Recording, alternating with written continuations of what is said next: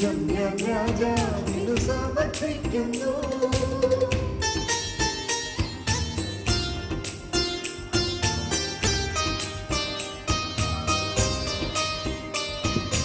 നാൽപ്പത്തിയഞ്ചാം സങ്കീർത്തനം 45 പുസ്തകത്തിൽ നോക്കി പാടാം.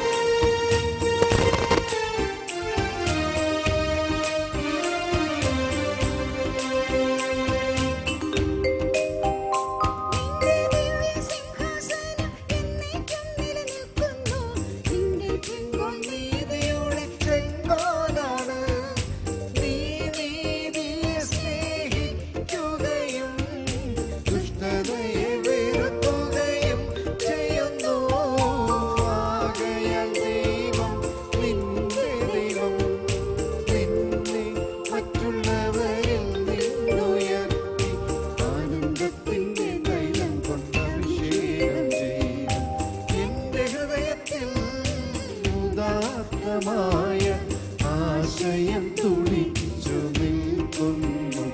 ഈ ഗീതം ഞാൻ രാജാവിന് സമർപ്പിക്കുന്നു.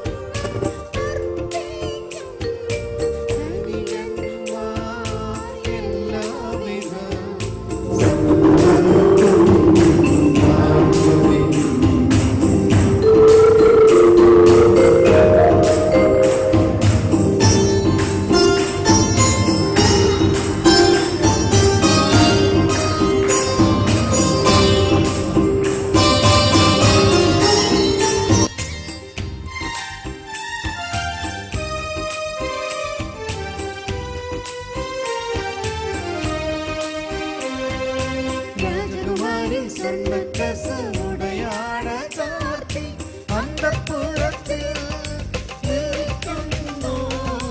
അനശബളമായ അങ്കിയണിയിച്ചവൾ രാജസന്നിധിയിലേക്ക് ആനയിക്കുന്നു. കന്യകമാരായ തോഴിമാർ അവൾക്ക് അകമ്പടി സേവിക്കുന്നു.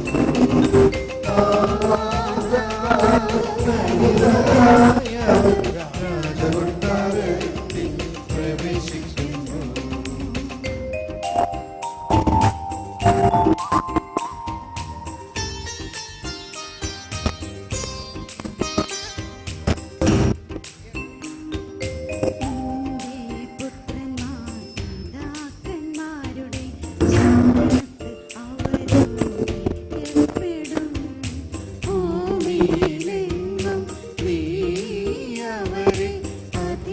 അധിപതികളായി വാഴിക്കും.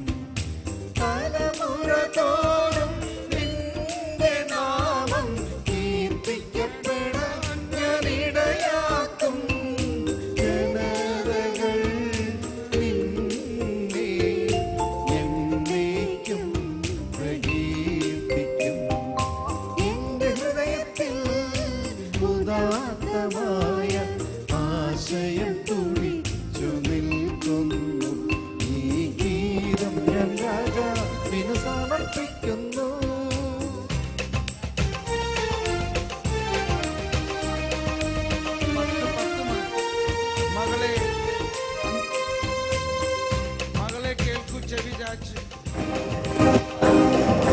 രാജകുമാരി സ്വർണ്ണക്കസവുടയാടെ ചാർത്തി അന്തഃപുരത്തിൽ ഇരിക്കുന്നു. വന്ന സഫലമായ അങ്കിയണിയിച്ചവൾ രാജസന്നിധിയിലേക്ക് ആനയിക്കുന്നു.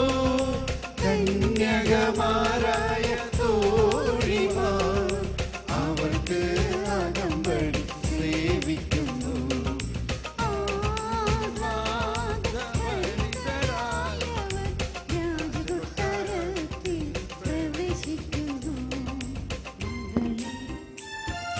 പ്രീതി കലർന്ന യുഗാന്ത്യത്തിൽ പാടിയത്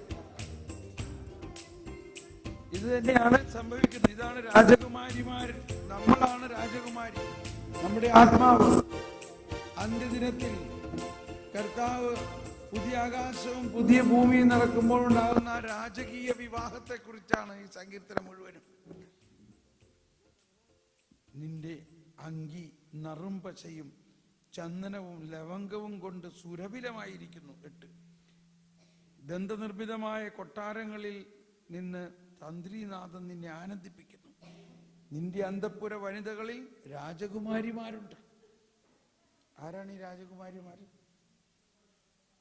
നമ്മളാണ് അവരൊക്കെ. നിന്റെ വലതുവശത്ത് ഒഫീർ സ്വർണം അണിഞ്ഞ രാജ്ഞി നിൽക്കുന്നു. മകളെ കേൾക്കൂ, ചെവി ചായ്ച്ചു ശ്രദ്ധിക്കുക, നിന്റെ ജനത്തെയും പിതൃഭവനത്തെയും മറക്കുക. അതായത് നമ്മുടെ ഈ നിലവിലുള്ള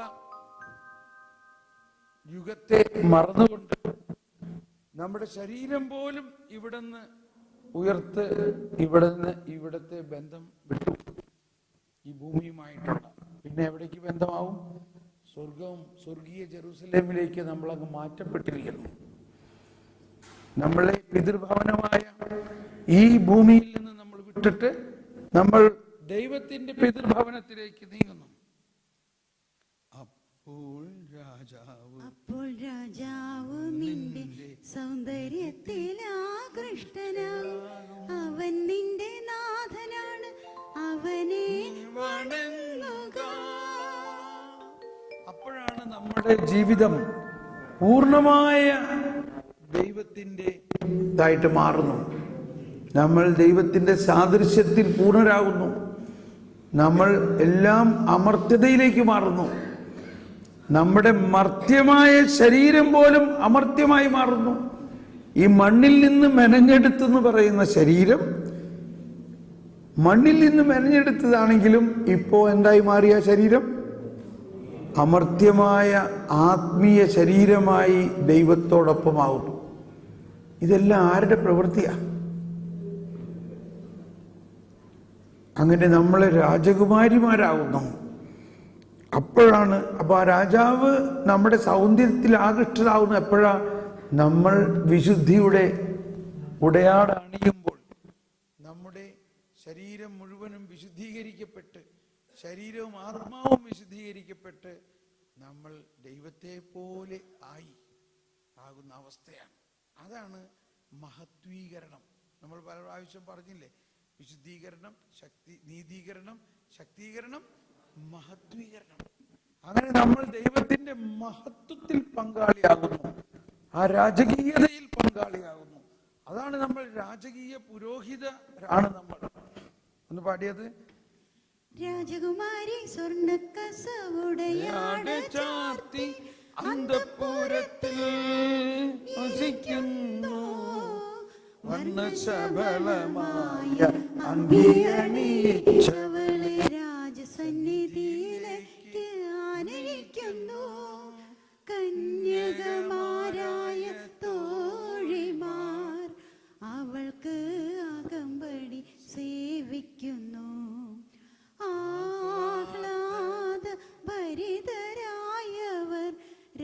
കൊട്ടാരത്തിൽ പ്രവേശിക്കുന്നു. അതായത് ആ പുതിയ ആകാശവും ഭൂമിയും, സ്വർഗീയ ജെറുസലേമിലേക്ക്, രാജാവിൻ്റെ ഭവനത്തിലേക്ക്, ഇതിൽ പൂർണ്ണ വിശ്വാസമുണ്ടോ? ഉണ്ടോ? ഇതാണ് വിശുദ്ധ കുർബാനയുടെ എല്ലാം അവസാനത്തിലും പല സ്ഥലങ്ങളിലും വിശുദ്ധ കുർബാനയുടെ ഇടയ്ക്ക് നമ്മൾ ആ രാജകീയ മഹത്വീകരണത്തിലേക്ക് പ്രവേശിക്കുന്നതിനെ കുറിച്ചൊക്കെ പരാമർശിക്കുന്നുണ്ട്. ഇനി ആ കുർബാനയിൽ നമ്മളത് ചിന്തിക്കുമ്പോൾ നമുക്ക്, നാളെ ഞാൻ രാവിലെ റാസ കുർബാനയെ കുറിച്ചുള്ള എക്സ്പ്ലനേഷൻ തന്നിട്ട് കുർബാനയിൽ നമ്മൾ ബലി അർപ്പിക്കുമ്പോൾ, ഈ റാസ കുർബാന അർപ്പിക്കുമ്പോൾ ഈ ഒരു രാജകീയ ജെറൂസലേം പ്രവേശനത്തിൻ്റെ ഒരു അനുഭവമായിരിക്കും, ഒരു സ്വർഗീയ അനുഭവമായിരിക്കും. ഈ സ്വർഗീയ അനുഭവത്തെ തടസ്സപ്പെടുത്താൻ പ്രപഞ്ചത്തിൽ ഒരു ശക്തിക്കും സാധ്യമല്ല. അതുകൊണ്ടാണ് നമ്മൾ കേട്ടു, ആ അന്ത്യവിധിയെക്കുറിച്ച് കേട്ടപ്പോൾ കാറ്റക്കിസം 1040 പറയുന്നത്, തൻ്റെ സൃഷ്ടി ചെയ്ത സകല അനീതികളുടെ മേൽ ദൈവത്തിൻ്റെ നീതി വിജയിക്കും. തൻ്റെ സൃഷ്ടി ചെയ്ത സകല അനീതികളുടെയും മേൽ ദൈവത്തിൻ്റെ നീതി വിജയിച്ചുകൊണ്ട് എല്ലാ മനുഷ്യരെയും, യേശുക്രിസ്തുവിൻ്റെ സ്നേഹത്തിൽ വിശ്വസിക്കുന്നവരെ, യേശുക്രിസ്തുവിനെ എതിരാകാതെ നിൽക്കുന്നവരെല്ലാം യേശുക്രിസ്തു തൻ്റെ ഈ രാജകീയ ഭവനത്തിലേക്ക് കൊണ്ടുപോകും. മറിച്ച് യേശുക്രിസ്തുവിലൂടെ ഒഴുകുന്ന ഈ നീതിയെ തിരസ്കരിക്കുകയാണെങ്കിൽ അവിടെയാണ് ഈ നരകത്തിൻ്റെ അവസ്ഥ വരുന്നത്. അല്ലാത്ത എല്ലാവരും ഈ സ്വർഗീയ ആനന്ദത്തിലേക്ക് പോകും. കുറച്ച് ദിവസം മുമ്പ് ഹോളി ഫാദർ പോപ്പ് ഫ്രാൻസിസ് പറയാണ്, നമുക്കെല്ലാവർക്കും സ്വർഗത്തിൽ കാണാം. എന്താ? ക്രിസ്തീയ യേശുക്രിസ്തുവിൽ വിശ്വസിക്കുന്ന എല്ലാവരും തന്നെ നമ്മൾ വീണ്ടും കാണും. എന്തുകൊണ്ട്? യേശുക്രിസ്തുവിൽ വിശ്വസിക്കുന്നുണ്ട്. അപ്പോൾ ഉടനെ ചോദിക്കുന്നു, നമ്മുടെ ആളുകൾ ചോദിക്കുന്നു, യേശുക്രിസ്തുവിൽ വിശ്വസിക്കുന്നു പറഞ്ഞിട്ട് എങ്ങനെയെങ്കിലും ജീവിച്ചു കഴിഞ്ഞ് കഴിഞ്ഞാൽ പറ്റുമോ എന്നുള്ളത്. ഉടനെ നമ്മളിലേക്ക് വരുന്നത് ഒരു നെഗറ്റീവ് ട്രെൻഡാണ്. പാപം, ശാപം, ഇതൊക്കെ ഉണ്ടാവും എന്നുള്ള മാതിരിയാണ്. അതെല്ലാം ഉണ്ടായാലും അതെല്ലാത്തിനെയും വെട്ടിച്ച് കർത്താവ് നമ്മളെ റാഞ്ചിക്കൊണ്ട് മുകളിലോട്ടങ്ങ് പോകുന്നുള്ളതാണ്. അതാണ് എൻ്റെ ആടിനെ എൻ്റെ കയ്യിൽ നിന്ന് ആർക്കും തട്ടിയെടുക്കാൻ പറ്റില്ല. അത്രയ്ക്ക് വാശിയിലാണ് കർത്താവ് നമ്മളെ നേടാൻ വേണ്ടി, ഒരാത്മാവിനെ നേടാൻ വേണ്ടി.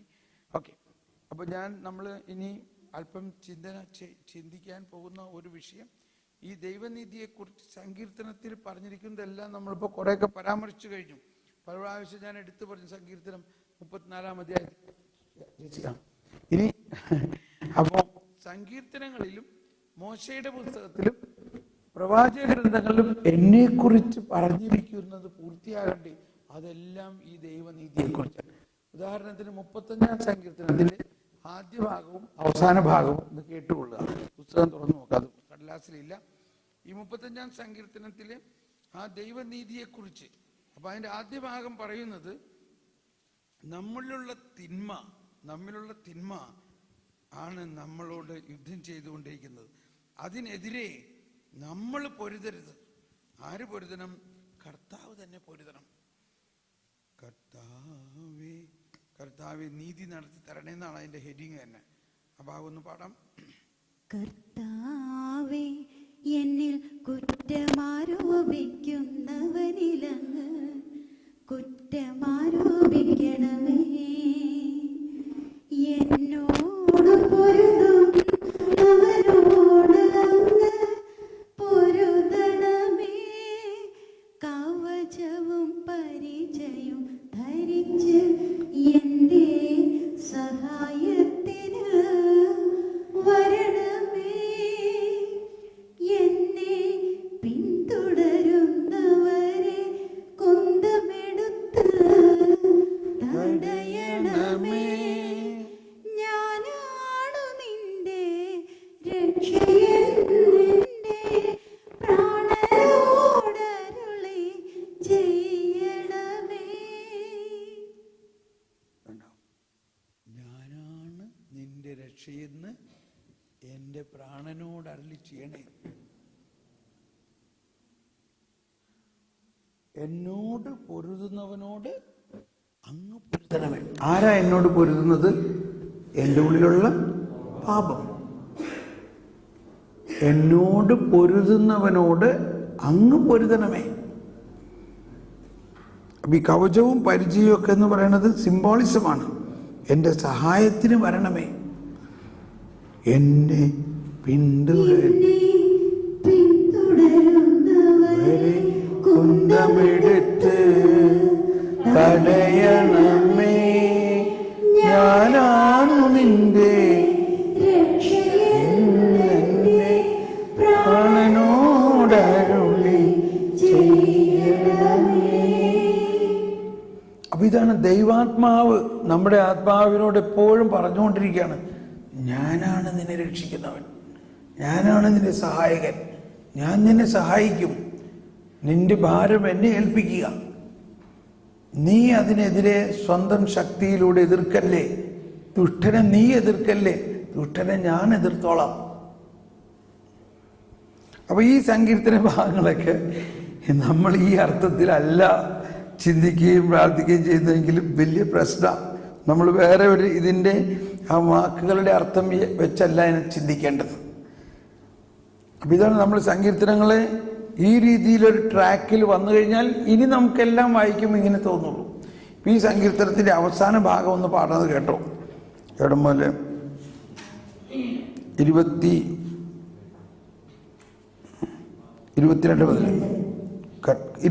മുതൽ ശ്രദ്ധിച്ചു കേട്ടോ. 22 മുതൽ. ഇതൊരു പ്രാവശ്യം പാടുള്ളൂ.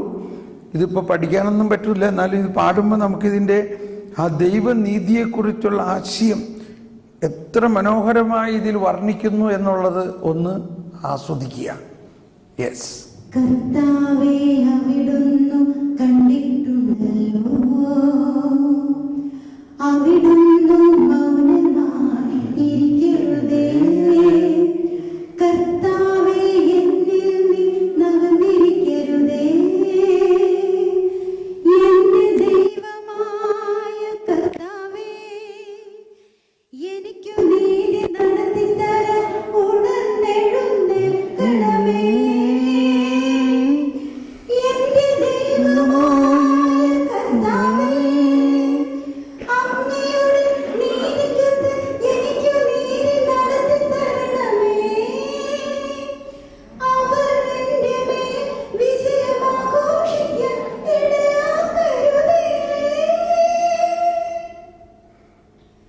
ഞങ്ങളുടെ ആഗ്രഹം സാധിച്ചുവെന്നവർ പറയാതിരിക്കട്ടെ.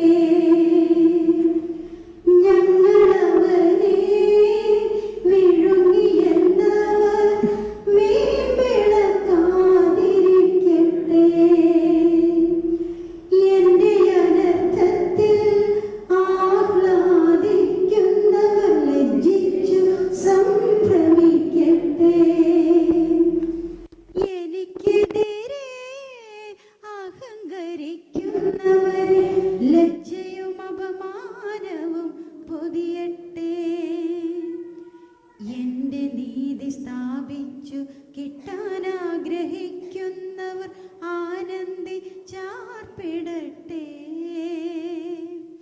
തന്റെ ദാസന്റെ ശ്രേയസിൽ സന്തോഷിക്കുന്ന കർത്താവ് വലിയവനാണെന്ന് അവരെന്നും പറയുമാറാകട്ടെ. അപ്പോൾ എന്റെ നാവ് അങ്ങയുടെ നീതിയും സ്തുതിയും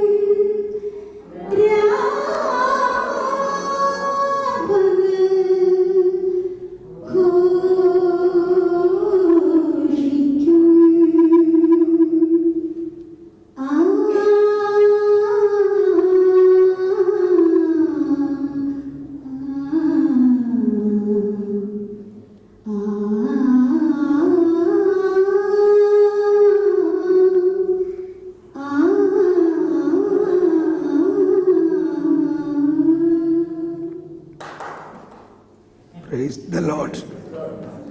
ഇപ്പോൾ കണ്ടോ, നീതിയെക്കുറിച്ചുള്ള വർണ്ണയാണ് ഇത് മനസ്സിലാക്കേണ്ടത്. അപ്പം ഇതിനകത്തുനിന്ന് ഒന്നും മനസ്സിലാക്കേണ്ടത് നമ്മൾ കുറെ പഠിക്കാനുണ്ടെന്ന് തോന്നണേ നീതിയെക്കുറിച്ചില്ലേ. ഇത്രയും മനസ്സിലാക്കുക. ഓക്കെ, ഇനി നമ്മളപ്പം ജ്ഞാനത്തിൻ്റെ പുസ്തകത്തിലെ നീതിയെക്കുറിച്ച് പറയണു, സങ്കീർത്തനങ്ങളിൽ പറയണത് കേട്ടു, ഏശയ്യായിൽ പറയണത് നമ്മൾ കേൾക്കാൻ തുടങ്ങി. അതിൻ്റെ ആ ഏശയ്യ 50 അതൊരല്പം കൂടി നമുക്ക് പഠിക്കാം. എന്നിട്ട് 53 ഒന്ന് മനസ്സിലാക്കണം.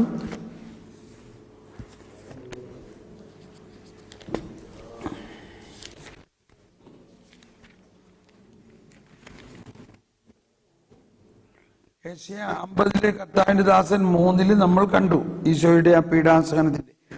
ഇനി 52, 50 കർത്താവിന്റെ ദാസൻ 4 ഈശോയുടെ ആ ഭയാനകമായ സഹനം മുഴുവനും നമ്മൾക്ക് നീതി നടത്തി തരാനാണെന്നുള്ളതിൻ്റെ ഒരു ബോധ്യം അതിൻ്റെ അവസാനത്തിലേക്ക് വരികയാണ്. തൻ്റെ 11-ാമത്തെ വചനം, തൻ്റെ കഠിന വേദനയുടെ ഫലം കണ്ട് അവർ സംതൃപ്തനാകും. നീതിമാനായ എൻ്റെ ദാസൻ തൻ്റെ ജ്ഞാനത്താൽ അനേകരെ നീതിമാന്മാരാക്കും. Praise the Lord. അവൻ അവരുടെ തിന്മകളെ വഹിക്കുകയും ചെയ്യും. അപ്പോൾ നീതിമാനായ എൻ്റെ ദാസൻ അവരുടെ തിന്മകളെ വഹിച്ചുകൊണ്ട് തൻ്റെ ജ്ഞാനത്തിലൂടെ അനേകരെ നീതിമാന്മാരാക്കും. ഒന്നെല്ലാവരും ഏറ്റു പറഞ്ഞ വചനം ഏശയ്യ 53:11. 53:11. തന്റെ കഠിനവേദനയുടെ ഫലം കണ്ട് അവർ സംതൃപ്തരാകും. നീതിമാനായ എന്റെ ദാസൻ തന്റെ ജ്ഞാനത്താൽ അനേകരെ നീതിമാന്മാരാക്കും. അവൻ അവരുടെ തിന്മകളെ വഹിക്കുകയും ചെയ്യും. Praise the Lord. ഇനിയാണിത് അടുത്ത ഹെഡിങ് ആണ് പുതിയ ജെറുസലേം, പുതിയ ആകാശവും പുതിയ ഭൂമിയും. അപ്പോൾ ഇങ്ങനെ ഈ രീതിയിൽ നമ്മൾ ഇതിനെ കാണണം. ഈ നമ്മൾ പോകുന്നത് റോമാക്കാർക്ക് എഴുതിയ ലേഖനത്തിൽ അല്പം കൂടി നമ്മൾ ആ ദൈവനിധിയെക്കുറിച്ച് മനസ്സിലാക്കിയാണ്. അല്ലെങ്കിൽ ഗലാത്യ ലേഖനം എടുക്കാം. ഗലാത്യ ലേഖനത്തിൽ 5-ാം അധ്യായം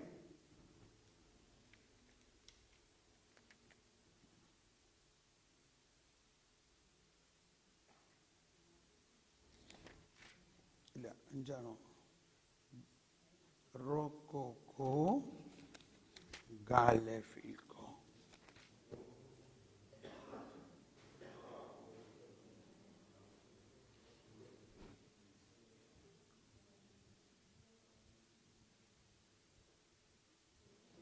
നാലാമത്തെ വചനം 5 ഗലാത്യ 5:4 മുതൽ. ഗലാത്യ ലേഖനം 5. നിയമത്താലാണ് നിങ്ങൾ നീതീകരിക്കപ്പെടുന്നത് എന്ന് കരുതുന്നെങ്കിൽ ക്രിസ്തുവിനോടുള്ള നിങ്ങളുടെ ബന്ധം വിച്ഛേദിക്കപ്പെട്ടിരിക്കുന്നു. കണ്ടോ? ഇതാണ്. എല്ലാവരും കിട്ടിയോ? ഗലാത്യ ലേഖനം 5-ാം അധ്യായത്തിലെ 4-ാമത്തെ വചനം പറയുന്നത്, സാവധാനം കേൾക്കണം. നിയമത്തിലാണ് നിങ്ങൾ നീതീകരിക്കപ്പെടുന്നത് എന്ന് കരുതുന്നെങ്കിൽ ക്രിസ്തുവിനോടുള്ള നിങ്ങളുടെ ബന്ധം വിച്ഛേദിക്കപ്പെട്ടിരിക്കുന്നു. കൃപാവരത്തിൽ നിന്ന് നിങ്ങൾ വീണു പോവുകയും ചെയ്തിരിക്കുന്നു. ഇത് മനസ്സിലാക്കേണ്ടത് എങ്ങനെയാണ്? ഇപ്പം നിയമം കണിശമായി അനുസരിക്കുന്നത് കൊണ്ട് നിങ്ങൾ നീതീകരിക്കപ്പെടും എന്ന് ഒരു കൂട്ടർ, അതായത് ഈ സാഹചര്യം മനസ്സിലാക്കിയിരിക്കണം നല്ലതാണ്. ഗലാത്തിയിലെ സഭ വാസ്തവത്തിൽ പൗലോസിൻ്റെ ഈ പ്രബോധനങ്ങളിലൂടെ വളർന്നു വന്ന സഭയാണ്.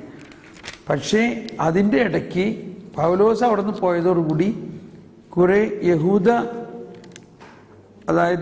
ക്രിസ്ത്യാനികൾ പൗലോസിനെ വാദത്തിനെതിരായിട്ടുള്ള ഫരിസേയ മനോഭാവം വെച്ച് പുലർത്തുന്നവർ വന്നിട്ട് ഇവരുടെ ഇടയിൽ പൗലോസ് പറയണതല്ല ശരി, നിയമം അനുസരിച്ച് ആ പഴയ ഫരിസേയ മനോഭാവം അവരെ പഠിപ്പിച്ചു.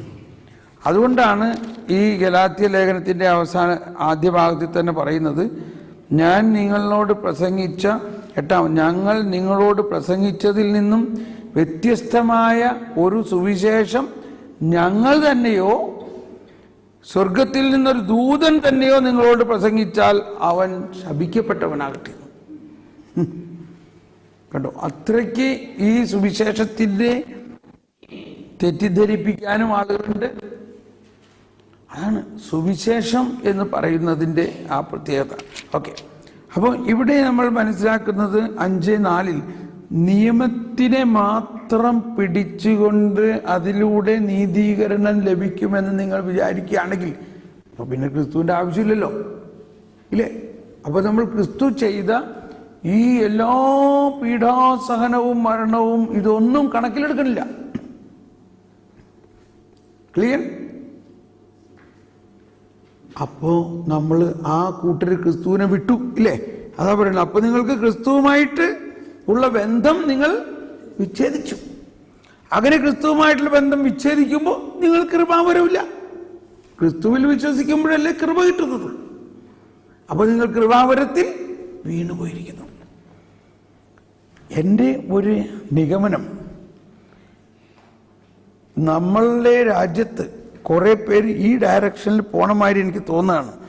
നിയമത്തെ മാത്രം പിടിച്ചുകൊണ്ട് അതനുസരിച്ചില്ലെങ്കിൽ നിങ്ങൾക്ക് ശിക്ഷയുണ്ടാകും, അതനുസരിക്കണം. അങ്ങനെ വരുമ്പോൾ നമ്മൾ ക്രിസ്ത്യാനികളാണ് താനും, പക്ഷേ ക്രിസ്തു നമ്മൾക്ക് എന്തു ചെയ്തു എന്നുള്ള ആ കൃപാവരത്തിൽ നിന്ന് നമ്മൾ അകന്നു പോകുന്നു. അതുകൊണ്ടാണ് നമ്മളിപ്പോഴും നമ്മുടെ പാപങ്ങളിൽ നിന്ന് പൂർണ്ണ വിമോചനം കിട്ടാത്തത്. പാപങ്ങളിൽ നിന്ന് പൂർണ്ണ വിമോചനം കിട്ടുന്നത് ആരിലൂടെയാ? ക്രിസ്തുവിലൂടെയാണ്. ഒന്നുകൂടി വായിച്ച ഭാഗം, നിയമത്തിലാണ് നിങ്ങൾ നീതീകരിക്കപ്പെടുന്നത് എന്ന് കരുതുന്നെങ്കിൽ ക്രിസ്തുവിനോടുള്ള നിങ്ങളുടെ ബന്ധം വിച്ഛേദിക്കപ്പെട്ടിരിക്കുന്നു. ദൈവസ്നേഹത്തെ കുറിച്ചുള്ള ക്ലാസ്സൊക്കെ എടുക്കുമ്പോൾ സ്നേഹത്തിന്റെ വളരെ വലിയ അനുഭവത്തിലേക്ക് വരുന്നു. വിശുദ്ധ കുർബാനയിലുള്ള പ്രാർത്ഥനകളൊക്കെ കേൾക്കുമ്പോൾ വളരെ കറക്റ്റാണ്. അത് കഴിഞ്ഞ് പാപത്തെക്കുറിച്ചുള്ള ക്ലാസ് എടുക്കുമ്പോൾ കർത്താവ് പരിചയരോട് പറഞ്ഞ മാതിരി നിങ്ങളുടെ മതത്തിൽ ചേർക്കാൻ നിങ്ങൾ കടലും കരയും കടന്ന് ചേർക്കണം. പക്ഷേ അത് കഴിഞ്ഞിട്ട് അവനെ നിങ്ങളെക്കാൾ ഇരട്ടി നരകത്തിലേക്ക് വിടണം. എന്ത് ചെയ്താലും. അപ്പൊ ഇത് നമ്മൾ ഇപ്പൊ പറയുമ്പോൾ വിമർശനാത്മകമായിട്ട് തോന്നുന്നു, പക്ഷേ ഇത് പറയണത് ഈ വ്യത്യാസം മനസ്സിലാക്കാൻ വേണ്ടിയാ. എന്താ വ്യത്യാസം? നമ്മൾ ദൈവത്തിൻ്റെ കരുണയിൽ ആശ്രയിക്കുമ്പോഴും ദൈവത്തിൻ്റെ കൃപയിൽ ആശ്രയിക്കുകയും യേശുക്രിസ്തുവിൽ ആശ്രയിക്കുകയും ചെയ്യുമ്പോൾ ആ കൃപ നമ്മളെ വിശുദ്ധീകരിക്കുന്നു, നീതീകരിക്കുന്നു. മറിച്ച് പാപത്തിന് നിയമത്തെ മാത്രം ആശ്രയിക്കുമ്പോൾ എന്താ ഇവിടെ എഴുതിയിരിക്കുന്നത്? ഇത് വലിയൊരു കാര്യം എഴുതിയിരിക്കുന്നത്, യേശുക്രിസ്തുവുമായിട്ടുള്ള ബന്ധം വിച്ഛേദിക്കപ്പെടുന്നു.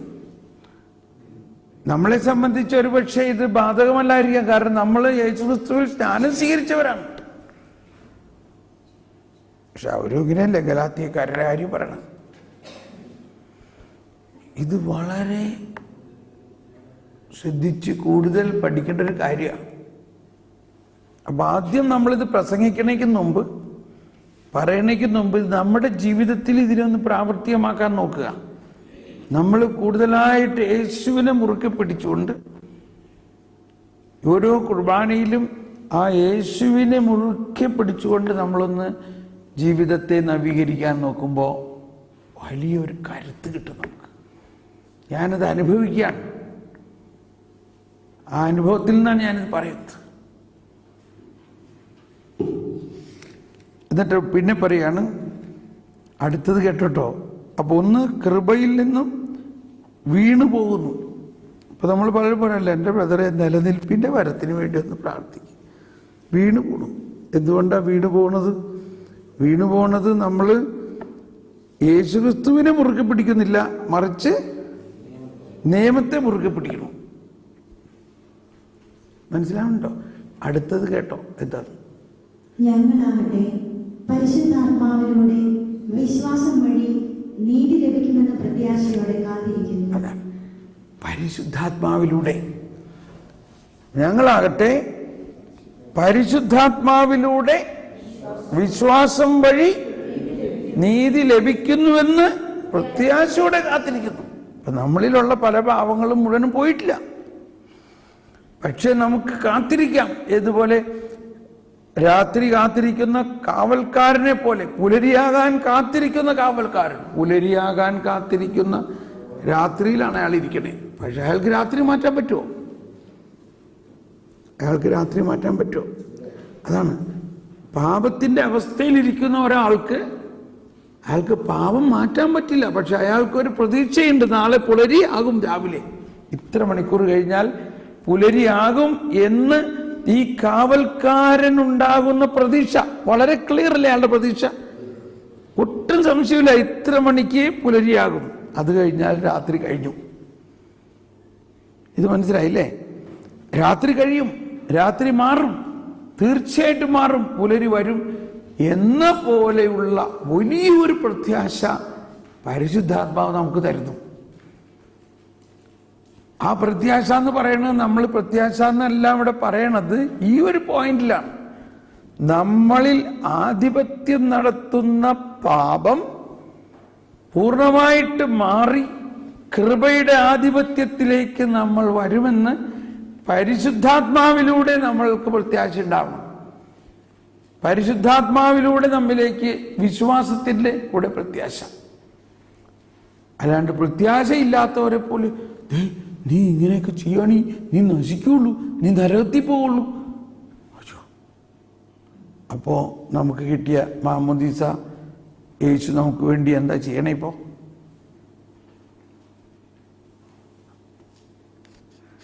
മനസ്സിലായോ?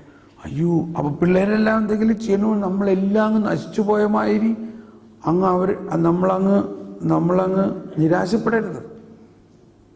പ്രത്യാശിക്കുക. ഇവിടെയാണ് ഒരു റിസ്ക് ഫാക്ടർ. അപ്പൊ അവരെന്ത് ചെയ്തു കണ്ടാലും നമ്മളൊന്നും പറയേണ്ടെന്നോ? അപ്പൊ ആരെങ്കിലും എന്തെങ്കിലും തെറ്റ് ചെയ്യണേണ്ട നമ്മളൊന്നും പറയേണ്ടെന്നോ? പറയണതൊക്കെ പ്രത്യാശയോടെ ആയിരിക്കും പറയണം. ഇപ്പോൾ ഒരുത്തൻ വലിയൊരു തിന്മ ചെയ്യണം, നമ്മുടെ മക്കളായിരിക്കാം, നമ്മുടെ ജീവിത പങ്കാളിയായിരിക്കാം, നമ്മുടെ ആരെങ്കിലും അടുത്ത ബന്ധുവായിരിക്കാം. നമ്മൾ അവനതങ്ങ് ചെയ്തതോടുകൂടി അവനങ്ങ് നശിച്ചു, അവൻ നരകത്തിപ്പോയി എന്ന് വിചാരിക്കുകയാണെങ്കിൽ പിന്നെ നമ്മൾ ക്രിസ്തുവിൽ വിശ്വസിക്കുന്നവരാണോ? ക്രിസ്തുവിൽ വിശ്വസിക്കുന്നവരാണെങ്കിൽ നമ്മൾ ആ ക്രിസ്തുവിൻ്റെ കണ്ണുകളിലൂടെ കാണണം. അപ്പോൾ നമ്മൾ പറയും, നീ ഇപ്പോൾ ചെയ്തത് തെറ്റാണ്, പക്ഷേ നീ ഇതിനു വേണ്ടി അനുദപിച്ച് പ്രാർത്ഥിക്കുമ്പോൾ കർത്താവ് നിന്റെ തെറ്റിനെ പരിഹരിക്കുകയും നിന്നെ ഇതിൽ നിന്ന് വിശദീകരിക്കുകയും നിന്നെ ഇതിൽ നിന്ന് പൂർണ്ണമായി എടുത്ത് മാറ്റുകയും ചെയ്യും. അതുകൊണ്ട് നീ വിഷമിക്കണ്ട. ഇങ്ങനെ നമ്മൾ പറയാറുണ്ടോ? അതിന് പകരം നമ്മൾ ഉടനെ അവരെ ആ തെറ്റിനെ കുറിച്ച് പറഞ്ഞ് അവരെ കുറ്റപ്പെടുത്തി, നിനക്ക് അങ്ങനെ പറ്റും, നിനക്ക് ശാപം ഉണ്ടാവും, നിനക്ക് ഇതുണ്ടാവും, നീ മുടിഞ്ഞു പോകുള്ളൂ, നീ നശിച്ചു പോകുള്ളൂ, നീ കാരണം ഞങ്ങൾ പ്രയാസപ്പെട്ടു, അടുത്ത തലമുറ പ്രയാസപ്പെട്ടു, ആ പ്രശ്നം ഉണ്ടായത് എങ്ങനെയാണ്, ആ കടം ഉണ്ടായത് എങ്ങനെയാണ്, ഇതുകൊണ്ടാണ് ഇതൊക്കെ ഉണ്ടാവടെ എല്ലാം പറഞ്ഞ് അവനെ അങ്ങോട്ട് ഡൗൺ ആക്കും.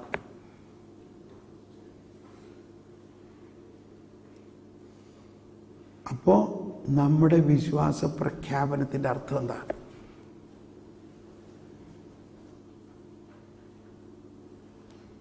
അപ്പോൾ നമ്മൾ ഇതിലൊന്ന് പരിശ്രമിക്കുക.